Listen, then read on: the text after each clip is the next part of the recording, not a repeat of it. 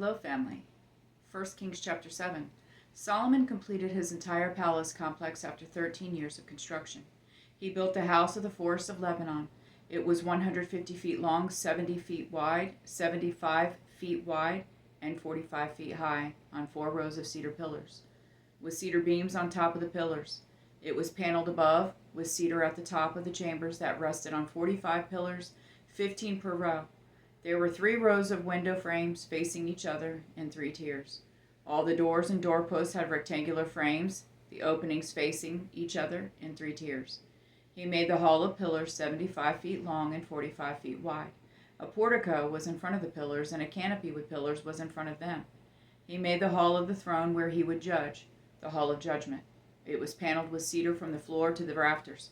Solomon's own palace where he would live in the other courtyard behind the hall was of similar construction, and he made a house like this hall for Pharaoh's daughter, his wife. All of these buildings were of costly stones, cut to size and sawed with saws on the inner and outer surfaces, from foundation to coping and from the outside of the great courtyard. The foundation was made of large, costly stones 12 and 15 feet long. Above were also costly stones cut to size, as well as cedar wood.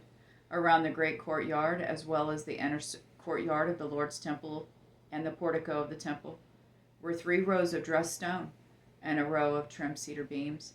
King Solomon had Hiram, brought from Tyre. He was a widow's son from the tribe of Naphtali, and his father was a man of Tyre, a bronze craftsman. Hiram had great skill, understanding, and knowledge to do every kind of bronze work. So he came to King Solomon and carried out all his work. He cast 2 bronze pillars, each 27 feet high and 18 feet in circumference. He also made 2 capitals of cast bronze to set on top of the pillars. 7.5 feet was the height of the first capital, and 7.5 feet was also the height of the second capital. The capitals on top of the pillars had gratings of lattice work, wreaths made of chain work, 7 for the first capital and 7 for the second. He made the pillars with 2 encircling rows of pomegranates on the one grating to cover the capital on top. He did the same for the second capital, and the capitals on top of the pillars in the portico were shaped like lilies, 6 feet high. The capitals on the 2 pillars were also immediately above the rounded surface next to the grating, and 200 pomegranates were in rows encircling each capital. He set up the pillars in the portico of the sanctuary. He set up the right pillar and named it Jachin. Then he set up the left pillar and named it Boaz. The tops of the pillars were shaped like lilies. Then the work of the pillars was completed. He made the cast middle basin 15 feet from brim to brim, perfectly round. It was 7.5 feet high and 45 feet in circumference. Ornamental gourds encircled it below the brim, 10 every half yard, completely encircling the basin. The gourds were cast in 2 rows when the basin was cast.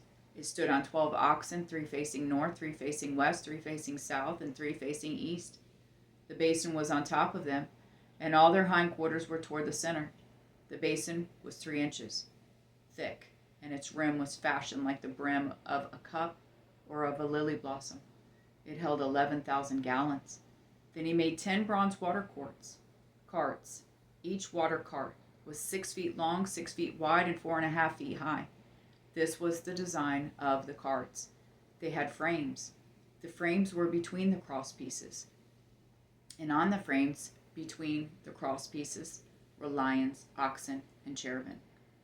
On the cross pieces there was a pedestal above, and below the lions and oxen were wreaths of hanging work.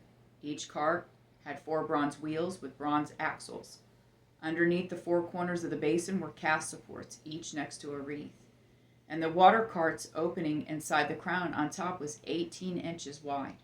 The opening was round, made as a pedestal, 27 inches wide. On it were carvings, but their frames were square, not round. There were 4 wheels under the frames, and the wheel axles were part of the water cart. Each wheel was 27 inches tall. The wheel's design was similar to that of chariot wheels. Their axles, rims, spokes, and hubs were all of cast metal. 4 supports were at the 4 corners of each water cart. Each support was 1 piece with the water cart. At the top of the cart was a band 9 inches high encircling it. Also at the top of the cart, its braces and its frames were 1 piece with it.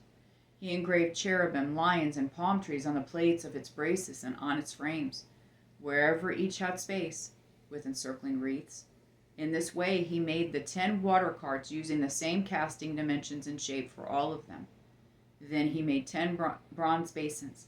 Each basin held 220 gallons, and each was 6 feet wide, one basin for each of the 10 water carts. He set 5 water carts on the right side of the temple and 5 on the left side. He put the basin near the right side of the temple toward the southeast.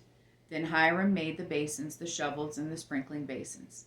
So Hiram finished all the work that he was doing for King Solomon on the Lord's temple: 2 pillars, bowls for the capitals that were on top of the 2 pillars, the 2 gratings for coverings, both bowls of the capitals that were on the top of the pillars, the 400 pomegranates for the 2 gratings, 2 rows of pomegranates for each grating covering both capitals,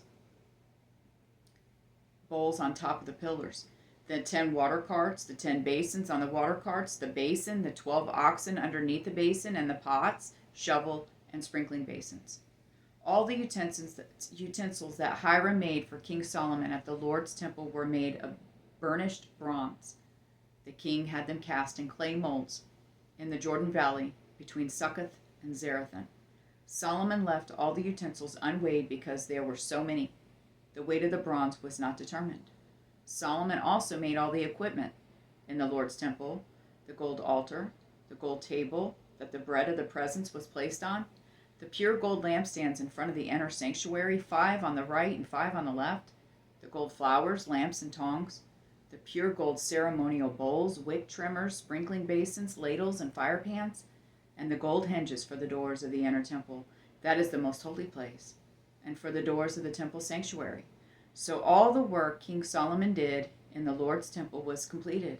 Then Solomon brought in the consecrated things of his father David, the silver, the gold, and the utensils, and put them in the treasures of the Lord's temple.